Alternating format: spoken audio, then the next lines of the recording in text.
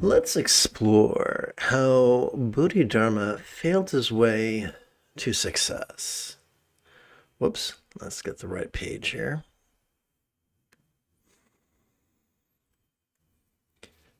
This morning's lesson is drawn from the 42nd verse of Yong-jig xuan-jue's The Song of Enlightenment. Together, let's chant. The Dharma traveled east and reached this land. Bodhidharma was our first patriarch, the first of six to wear the robe and spread the word. Those who understood later were countless. Who was Bodhidharma? Legend tells us that Bodhidharma was one of many Indian princes who became a monk, and that he studied and mastered the Mahamudra teachings and brought them to China. China had already been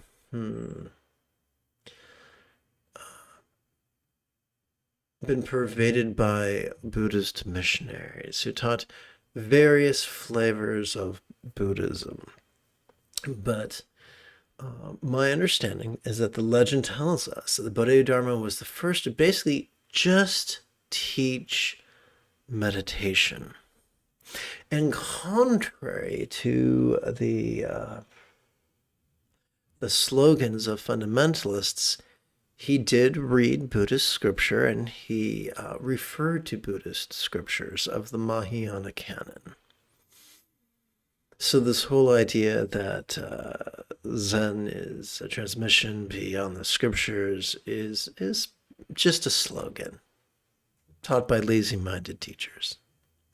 So Bodhidharma was a meditator and an avid student of sutra, and he practiced in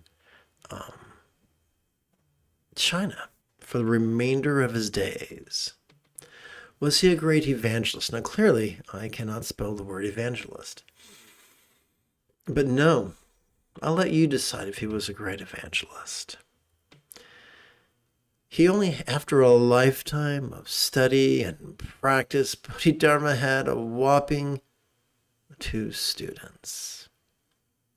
Of the Buddha's 2 students, only one of them taught, and he taught just 1 student.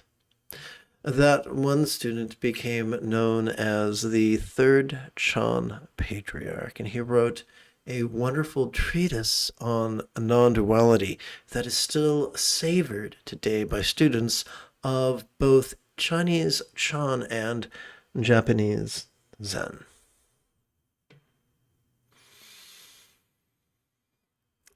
That's not a whole lot if you think about it. And yet, now, in every Chan temple, in every zendo of Japan, you will find enshrined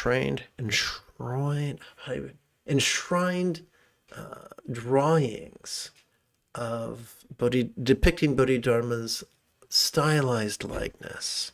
People bow to them and set offerings before them. Now, clearly, Bodhidharma wouldn't give 2 shits about that. He would care that the people are benefiting from the teachings. And eventually it spread throughout all of China and all of Japan and all of Korea and many parts of Vietnam. So it did spread over a great geographical area. Bodhidharma could be described as the poster boy of yin. So let's take a moment to recall what is meant by yin. A century before the advent of the Buddha, Lao Tzu wrote, or at least compiled, or is at least said to have compiled, the 81 poems that we together know as the Tao Te Ching, or the Book of the Beneficial Way. In it, we learn the attributes of yang, which correlate to the Buddha's wicked cousin Devadatta, and the path of yin, which correlates to the character of the Gautama, also known as the Buddha. So by way of review, when we are on the path of yang, we tend to think that being rigid, fearful, controlling, elitist, cryptic, competitive, and cruel are really good things. Who can forget Shakespeare's Hamlet, who insisted, "I must be cruel to be kind." They even turned that into a pop song in the 80s. But that has nothing to do with the path of yin, whereon people cherish being flexible, loving, laid back, egalitarian, lucid, cooperative, and kind. But what has that to do with Bodhidharma? Bodhidharma did not make it happen. Bodhidharma was not controlling. He was laid back. He was not a hungry door-to-door salesman out to make enough commission to buy lunch. He was simply a practitioner of meditation. And when people asked for teachings, he gave them teachings. It was not his job to control whether they applied the teachings, or if they mastered the teachings, or how they in turn shared the teachings. Bodhidharma exemplified the most difficult task of practicing the highest love, which is spontaneous and uncontrived, and and he also set the example of allowing one's choices and utterances and deeds to flow from love's centered spontaneity. The sixth fold of the Buddha's eightfold path is right effort. And what is right effort? It is effortless effort that flows spontaneously from loving kindness. The first fold of the eightfold path is right view. The next four folds of the eightfold path, the second, third, fourth, and fifth folds, are all about loving kindness. And then comes right effort. Effort that's not neurotic, that's not goal-oriented. Effortless effort that flows from love's centered spontaneity. That is true spiritual success. True spiritual success is not how many notches we have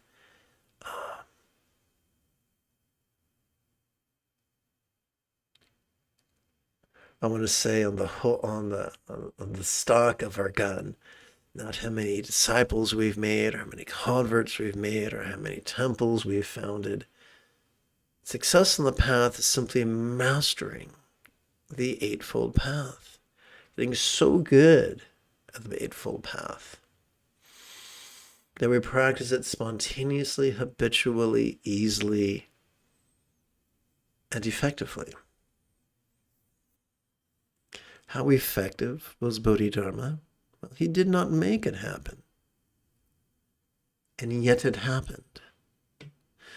Maybe not at the rate that you and I would say is gratifying. But it happened. You cannot do a Google search of meditation, especially Buddhist meditation, without stumbling upon the term Mahamudra or Chan or Zen.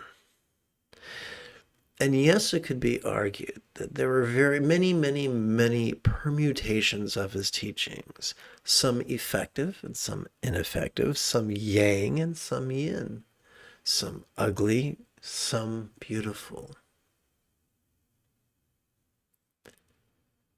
But he had a positive effect on the world around him. non-neurotically, without plotting, without scheming. And what if that could be applied to any endeavor we involve ourselves in? Not with a small goal of my fame and my success, but with a larger goal of benefiting humanity and its planet at large. I'm not saying be complacent. There's a terrible lie that corporatists in Congress will say that, and I'm going to paraphrase it poorly, but they basically say do nothing and everything will work out just fine. It's tough to say that in the midst of genocide and the climate crisis. So how do we find the middle ground between being a control freak and sitting on our hands? The answer is simple. A healthy, productive practice of mindfulness and meditation creates the byproduct of love's centered spontaneity. Practice mindfulness and meditation every 12 hours or so, and in a very short time you will see more and more your choices, utterances, and deeds flow from centered spontaneity.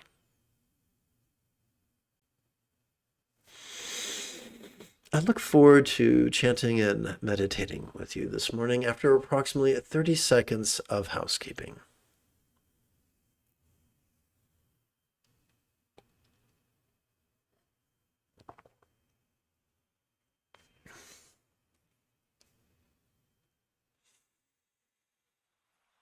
This is Lama Jigme Gyatso of the Buddha Joy Meditation School.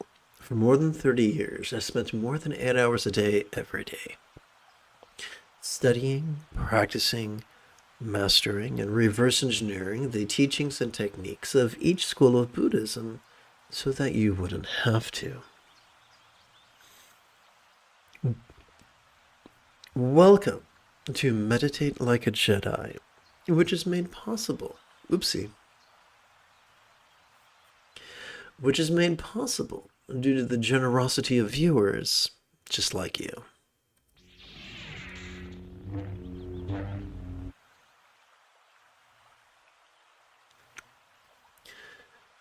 This morning's practice can be described as easy proto-dzogchen. You could think of dzogchen as Tibetan Zen. That's older than Zen. I call it proto-dzogchen because I base my teachings exclusively upon the founder of dzogchen and not those who came after him, who kept revising and changing his teachings until they became completely unrecognizable. And then in the spirit of patriarchy, they made reading the founder's teachings forbidden practice. Next time someone tells you that a Buddhist text or a tantric text or a dzogchen text is restricted, remind them that the Buddha said as he lay dying, "I've taught with an outstretched arm and an open hand, keeping no secrets." Keeping secrets is the way of wicked Devadatta, not of kind Buddha.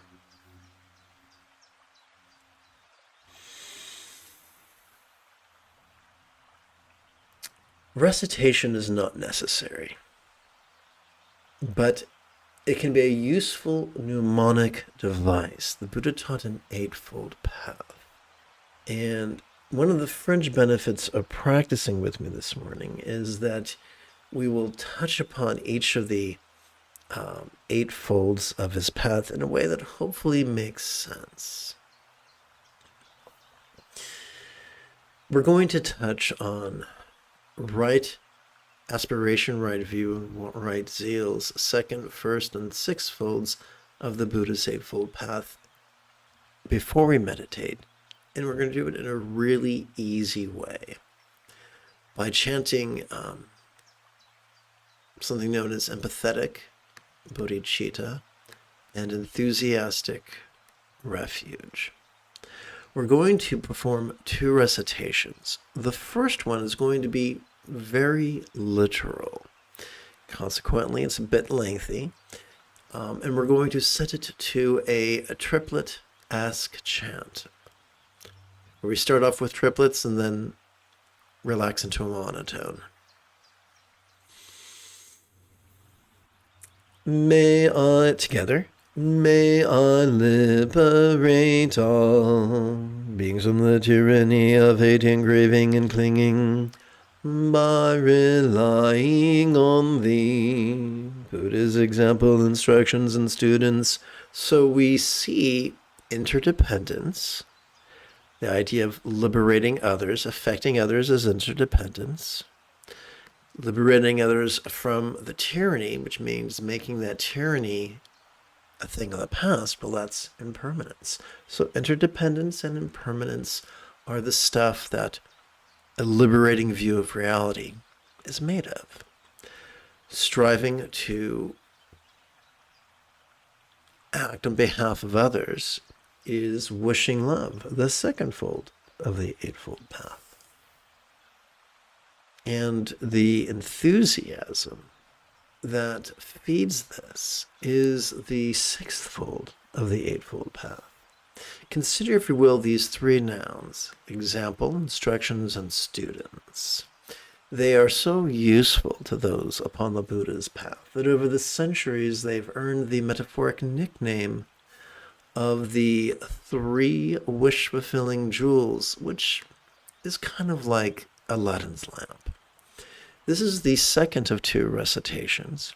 Same ideas, just presented in a more concise and more figurative way, and set to a bookend chant. Let's recite this 3 times. May I liberate all beings by relying on the 3 jewels. May I liberate all beings by relying on the 3 jewels. May I liberate all beings by relying on the 3 jewels.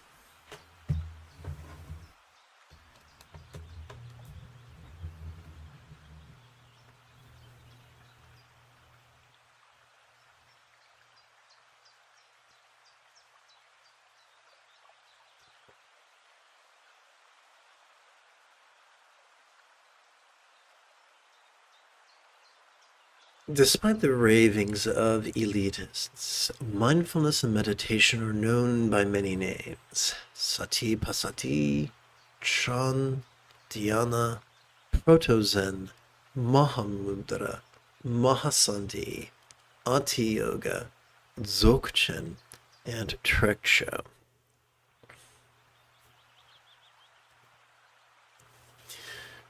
As children, the first bicycle we received most likely came with training wheels.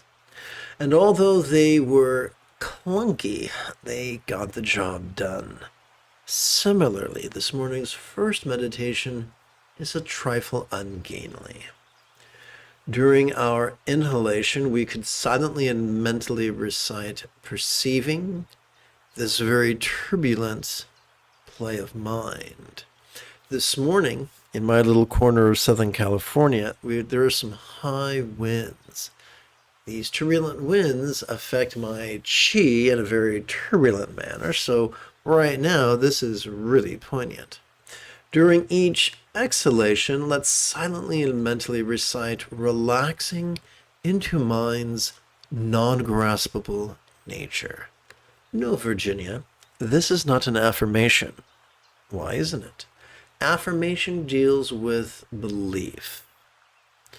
Basically, an affirmation is a pretty lie we tell ourselves hoping that we can make it come true.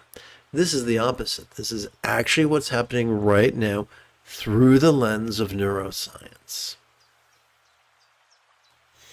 So let's silently and mentally recite this exercise the next few minutes.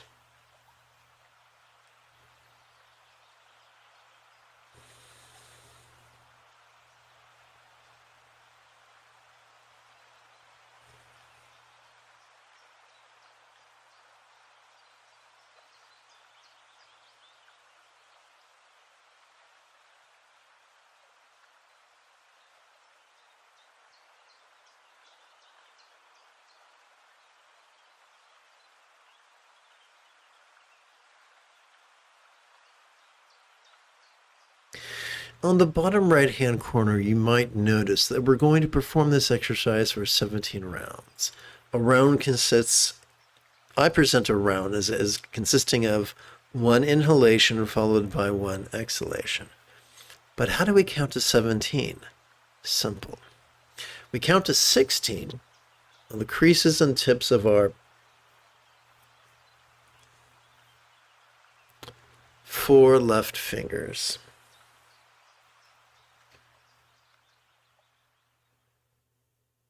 During each inhalation, we can advance our left thumb thusly.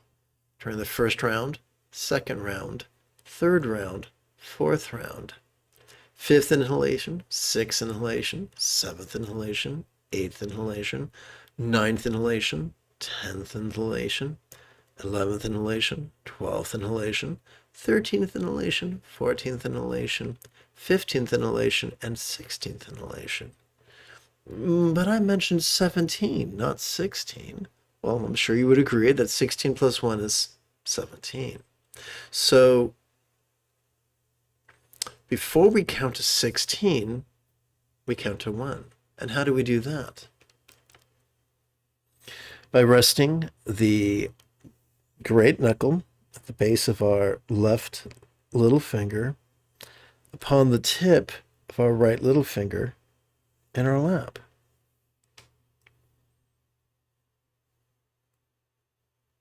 And then, so after our first round, then we count our second, third, fourth, fifth, sixth, seventh, eighth, ninth, 10th, 11th, 12th, 13th, 14th, 15th, 16th, 17th. Do you have to do this? No, you don't have to. Some people find it helpful. Some people find it traumatic. I don't want to cheat you from any tools. So I'm going to push button 9, and we can continue.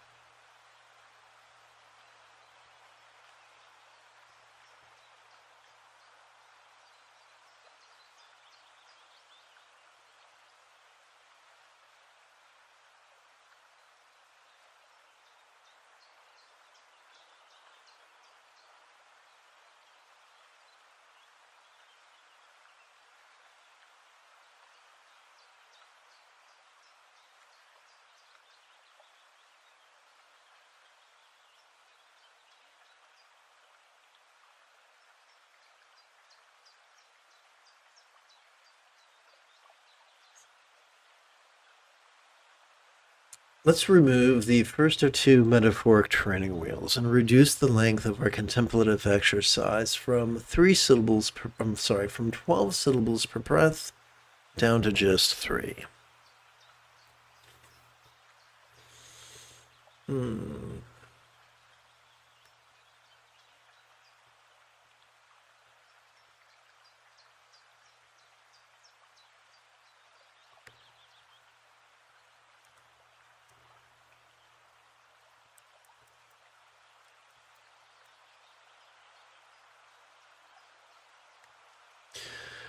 During our inhalation, we can silently and mentally recite sitting tall, thus reminding our body to generate a vertical traction between our tush and our head. During our exhalation, we can silently and mentally recite relaxing.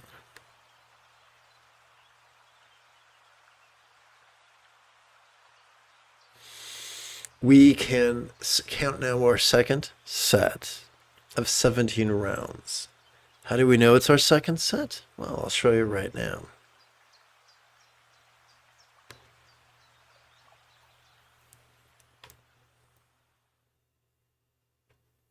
Because on our right hand, not only are we touching the tip of our little finger to the great knuckle at the base of our left little finger, we're now touching our tip of our right thumb to the crease at the bottom of its little finger.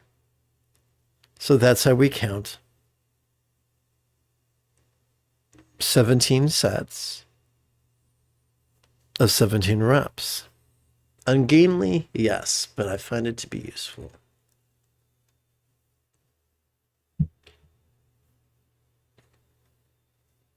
Mandatory, not at all. Oh gosh, I should push button 9.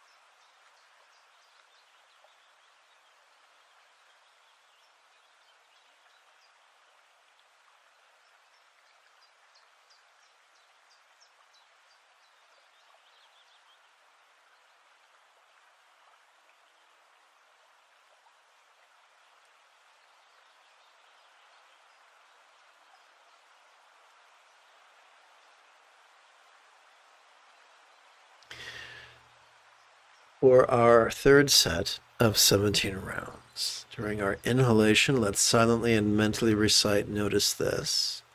And during our exhalation, let's silently and mentally recite, relaxing.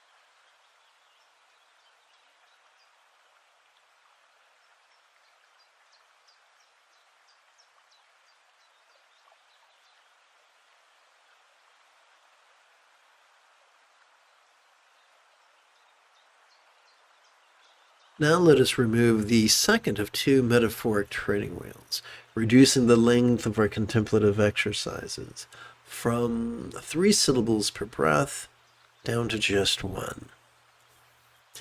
During our inhalation, we could silently and mentally recite the demonstrative pronoun this, and during our exhalation, we could silently and mentally recite the monosyllabic verb ease, which functions as a synonym of relax.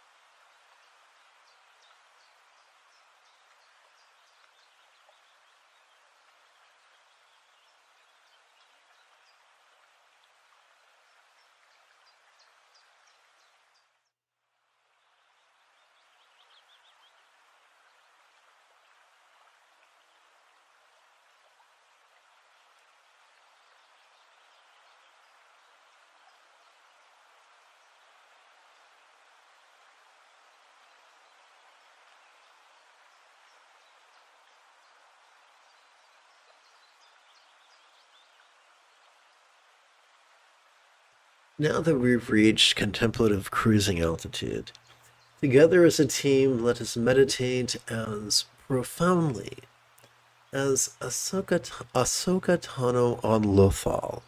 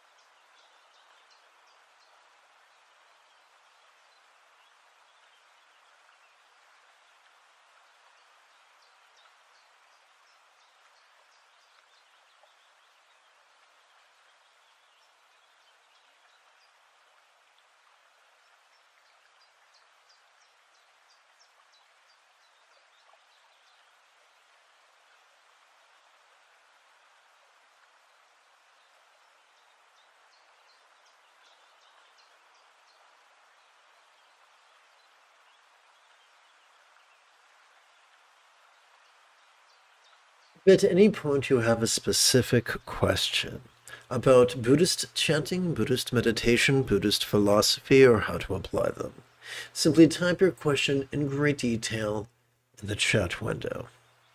I check for questions approximately once every 9 minutes or so. Please do not wait until the end to ask your questions. Better it is to strike while the iron is hot.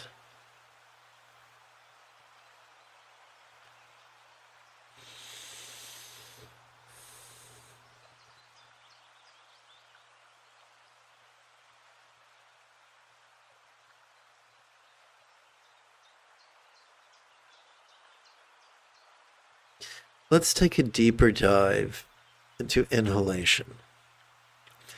Every time we inhale, whether we know it or not, we access the sympathetic nervous system, a component of the autonomic nervous system.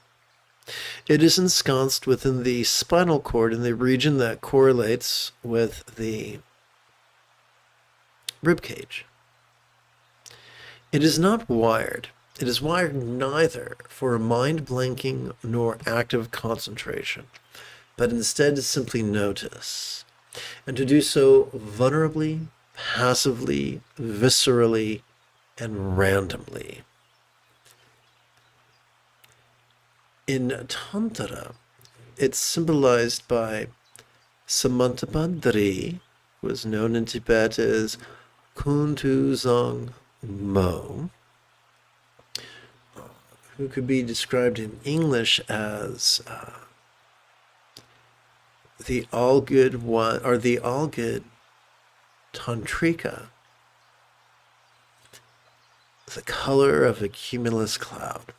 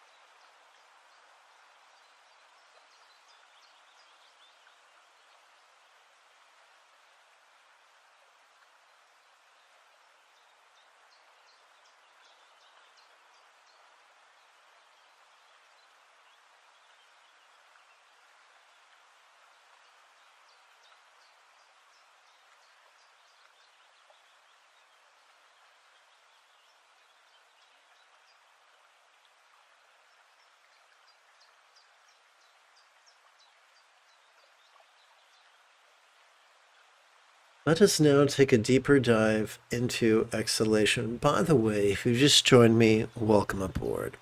The moment you have a specific question about Buddhist chanting, Buddhist meditation, Buddhist philosophy, or how to apply them, simply type your question in great detail in the chat window.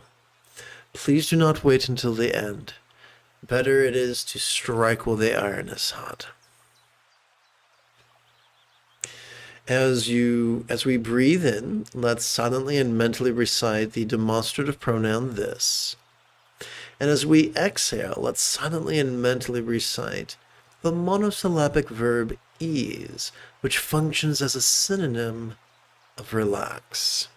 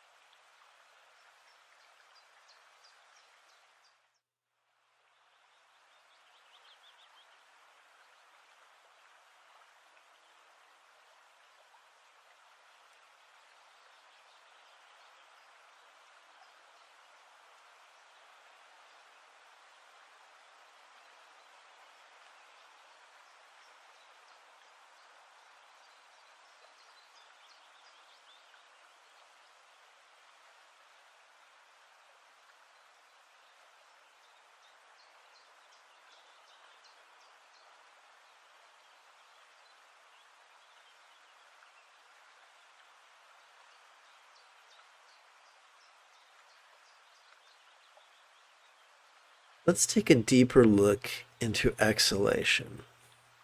Every time we exhale, whether we know it or not, we access the parasympathetic nervous system, which is a component of our autonomic nervous system. It's located in our spinal cord, in both the lower lumbar region that corresponds with the pelvic area, as well as the tippy top of our cervical region, either the top of our neck or the bottom of our brain. It's wired in such a way as to support physical relaxation and mental release. And it is exemplified or symbolized by an individual known in Sanskrit as Samantabhadra, known in Tibetan as Kuntuzong Po, which could translate into English as all good one, or in this case, this tantric fellow, the color of the sky, or if you prefer, sky guy. So you got cloud woman and sky guy.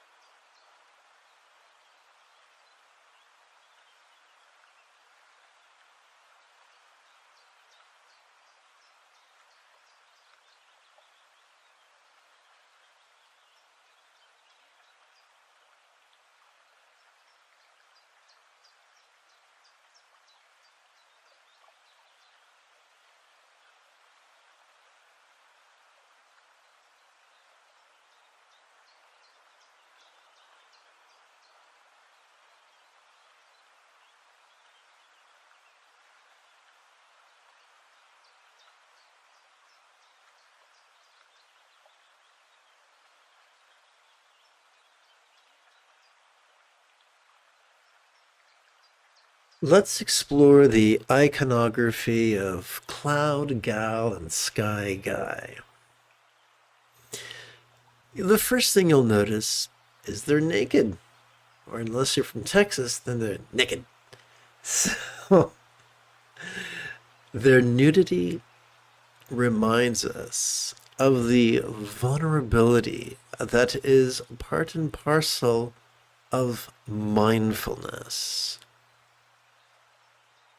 wherein we notice whatever sights, sound, wherein we are completely vulnerable to whatever sights, sounds, sensations, flavors, scents, emotions, intentions, thoughts, memories, or imaginings come cartwheeling across the stage of our mind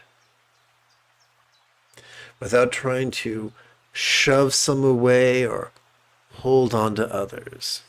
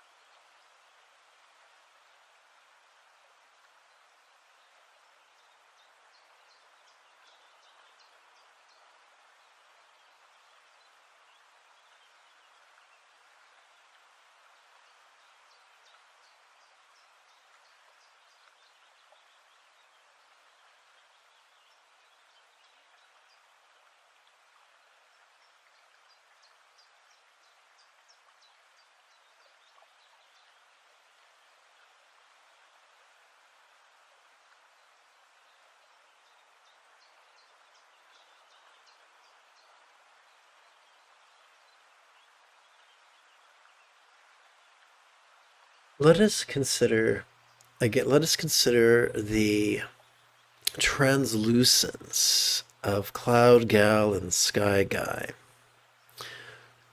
That could remind us of how whenever we relax into our exhalation, whatever we previously noticed during our inhalation could now feel as non-graspable as a vast empty void. Now, what's a real-world example of a non-graspable vast empty void? How about the illusion of the infinite azure sky on a bright and beautiful cloudless morn, which, although is tantalizing to the eye, is intangible to the hand?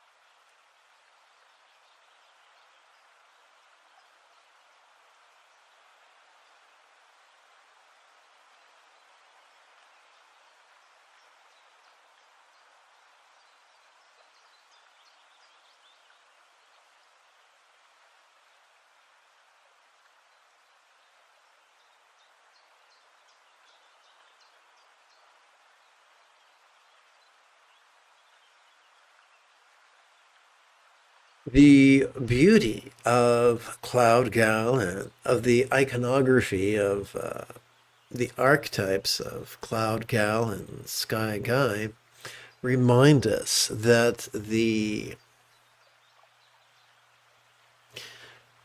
fringe benefit of regularly practicing mindfulness and meditation about once every 12 hours or so is that we experience the highest love, which is spontaneous and uncontrived.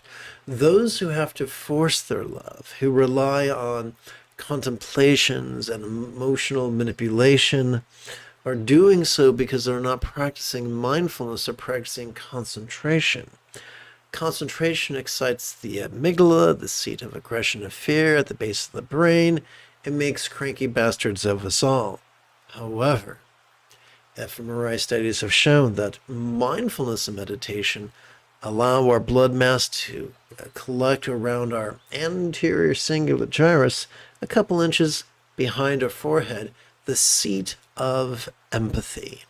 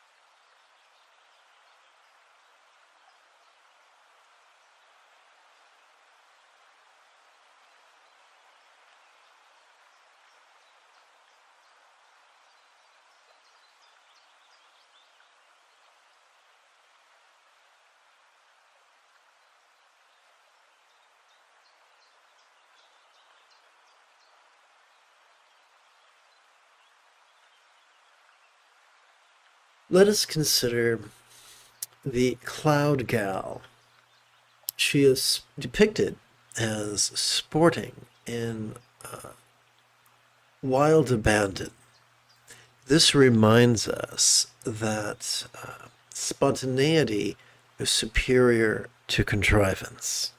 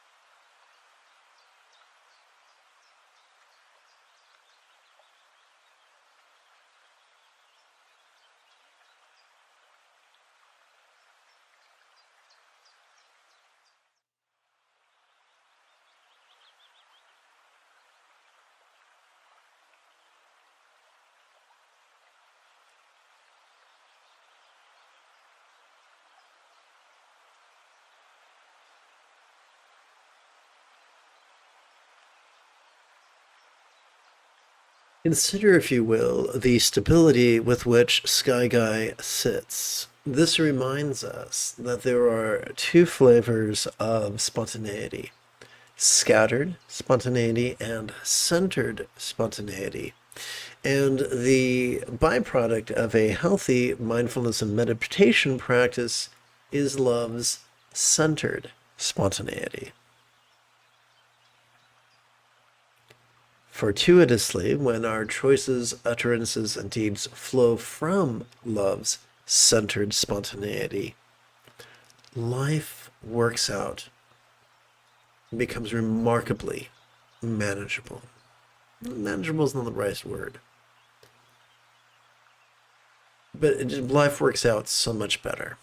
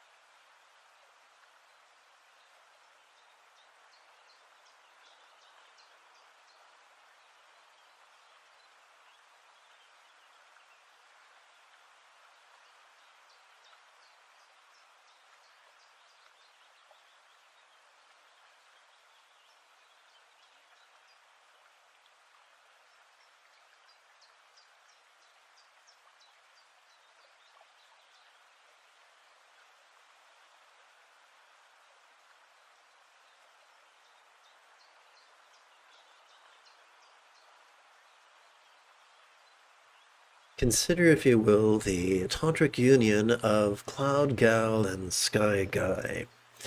One can tell that Cloud Gal is in the active role and Sky Guy is in the passive role. This reminds us to transcend our sexist preconceptions.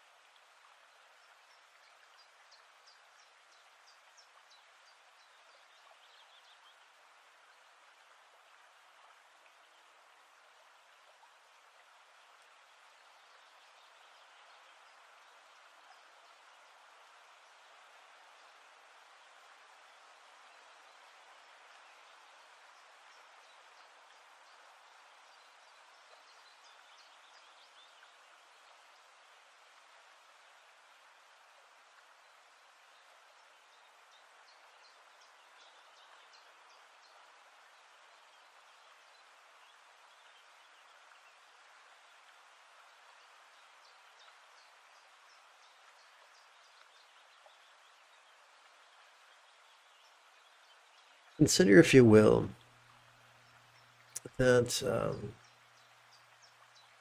the hue of Cloud Gal and Sky Guy, and allow that awareness to help you to transcend our racist preconceptions.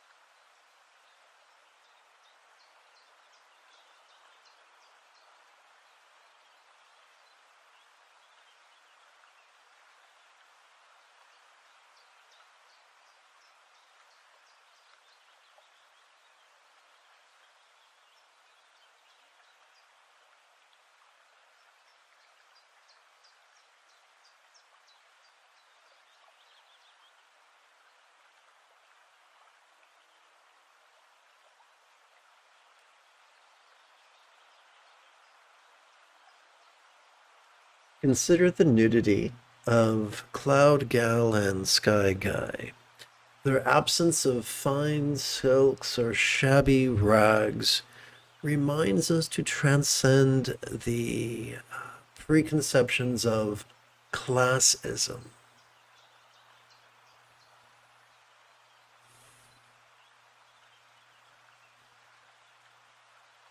Or casteism, to be more Indian about it.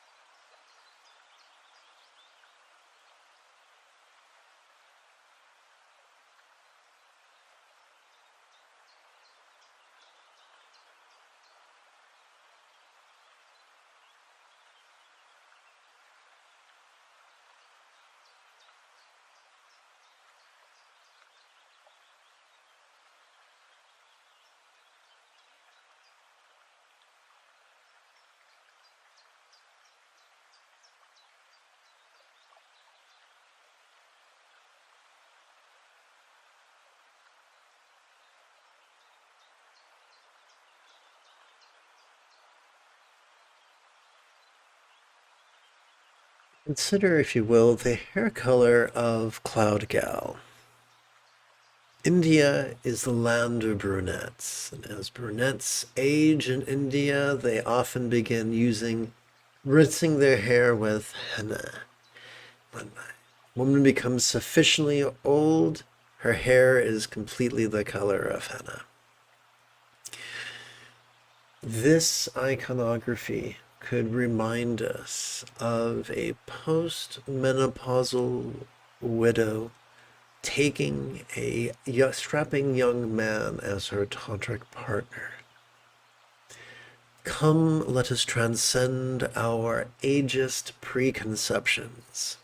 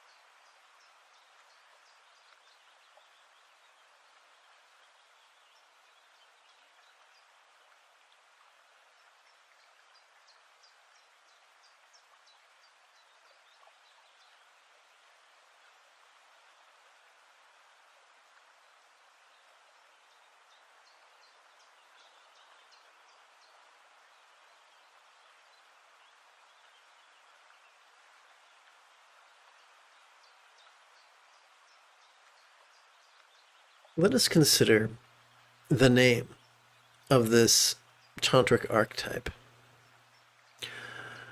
All good one reminds us of our Buddha nature.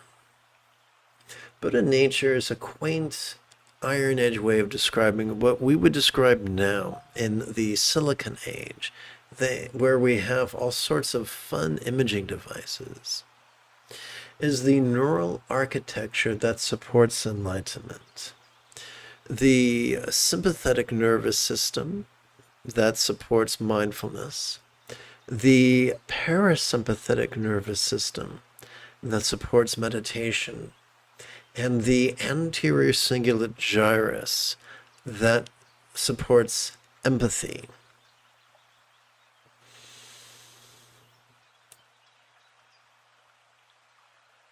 All good one. The idea of all good one is that we are each born with a Buddha nature. We are trained by our own mindfulness and our own meditation, guided by our own loving, centered spontaneity. Our central nervous system is our own guru. Now, the minions of patriarchy don't like that. They like subjugating people for fun and profit. But that is the teaching of the author of the Song of Enlightenment, and the founder of Chan, and the author of the Total Space of Vajrasattva, the founder of Dzogchen.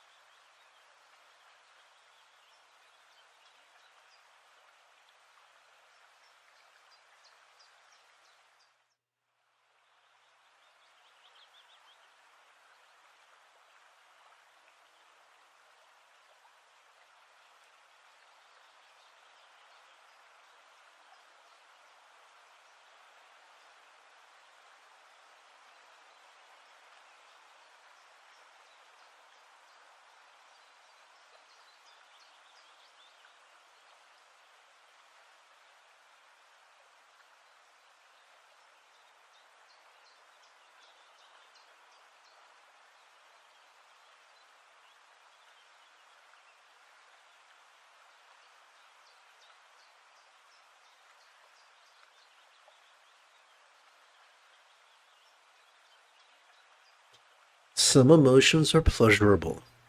Some emotions are painful.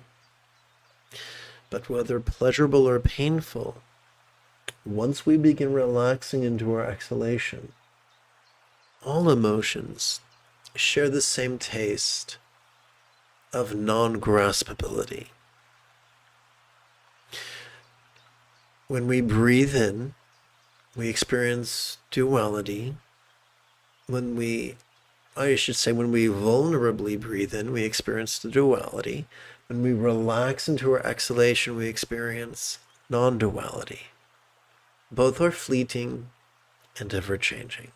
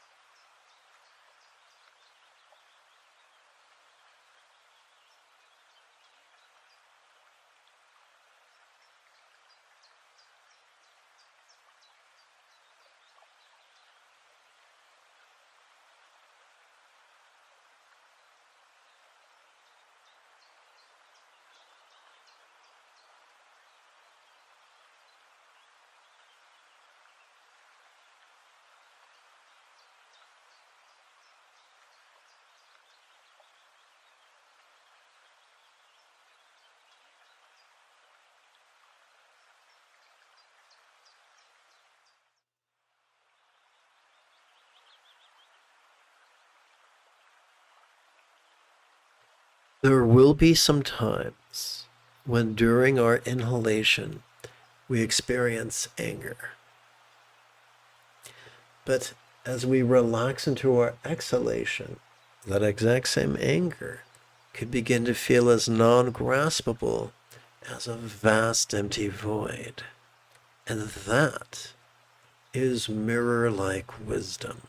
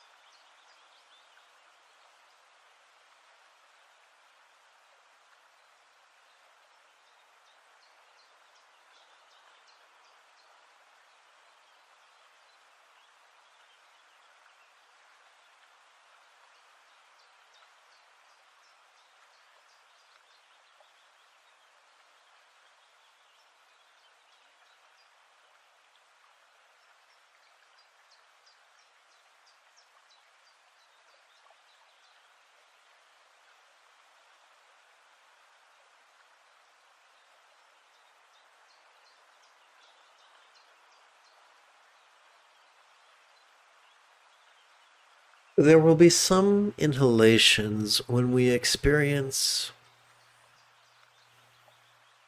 craving and greed. Once we relax into our exhalation, that same craving and greed could feel as if it was as non-graspable as a vast empty void. And that is discerning wisdom.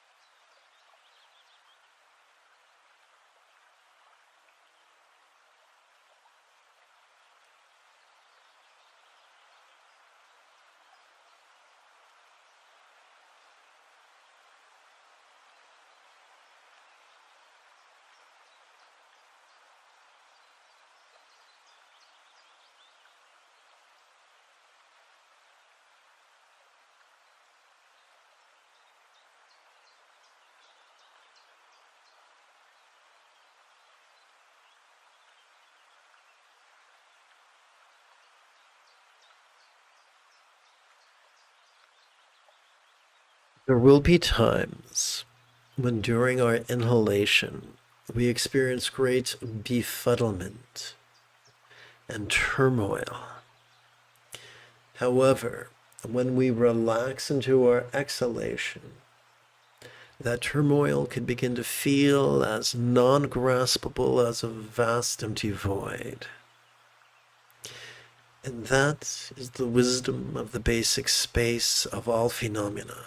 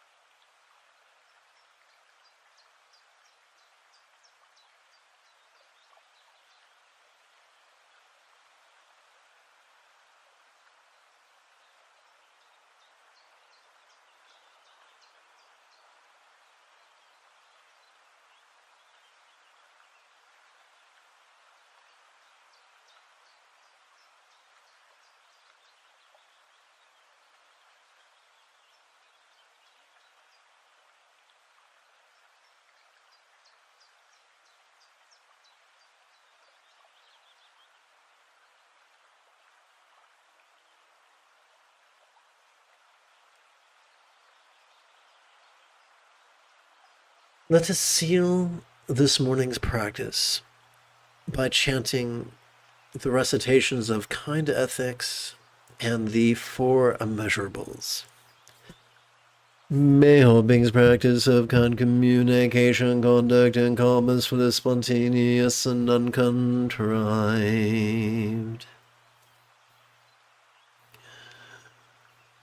May everyone be free from misery. May everyone be happy.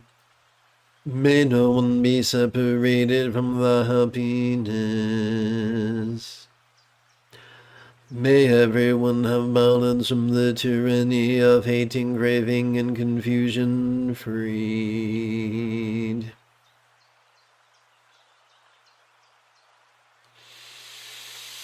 If you feel that I have earned it, you could give this live stream a thumbs up.